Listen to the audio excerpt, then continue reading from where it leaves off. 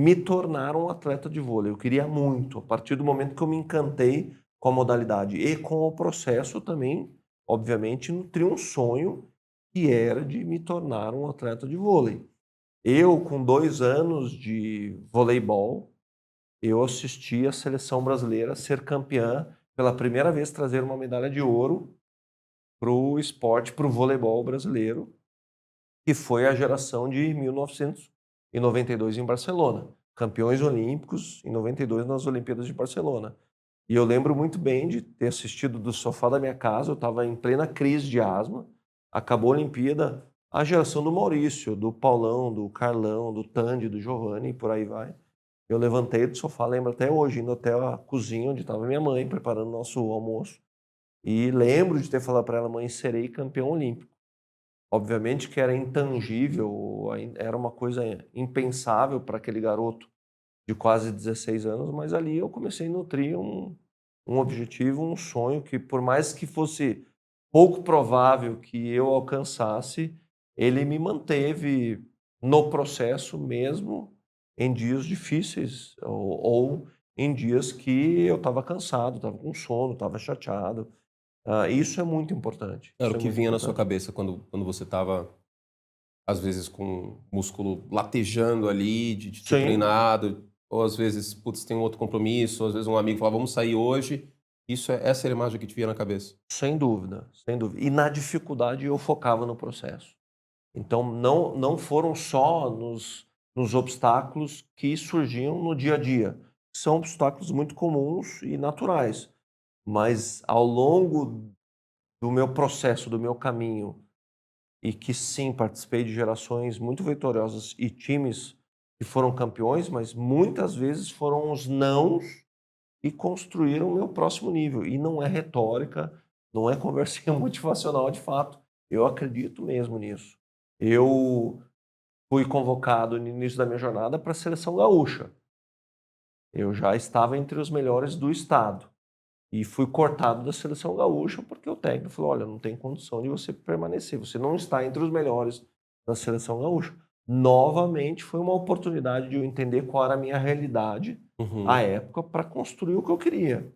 Quando eu fui convocado para a seleção brasileira, anos depois, seleção brasileira das categorias de base, que a gente chamava à época seleção brasileira juvenil, fui cortado da seleção brasileira juvenil antes do Mundial, porque me falaram que eu não tinha condição nem técnica, nem física, nem conhecimento tático para permanecer ali.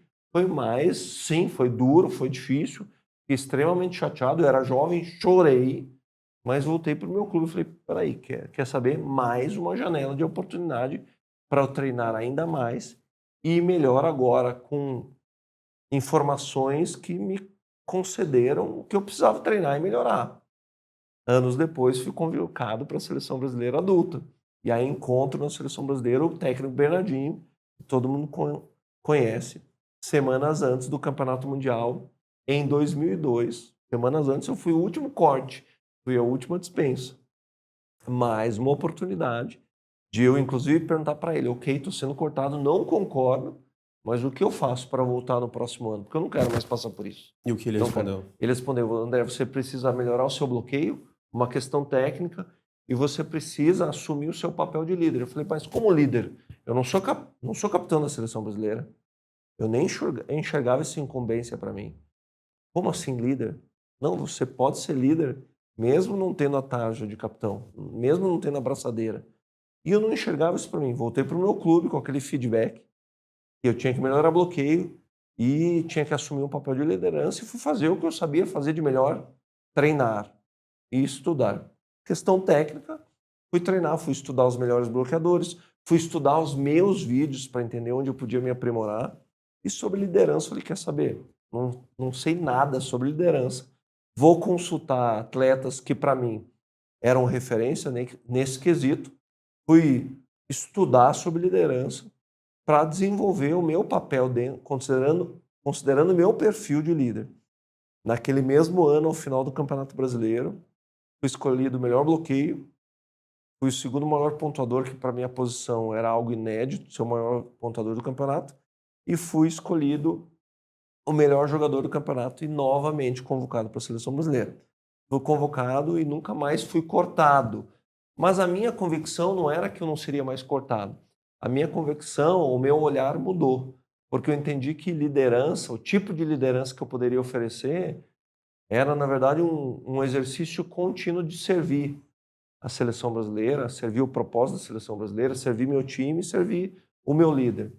Depois nem me interessava mais se eu seria cortado ou não. O importante é que eu tinha uma percepção de estar oferecendo o meu melhor para aquela equipe.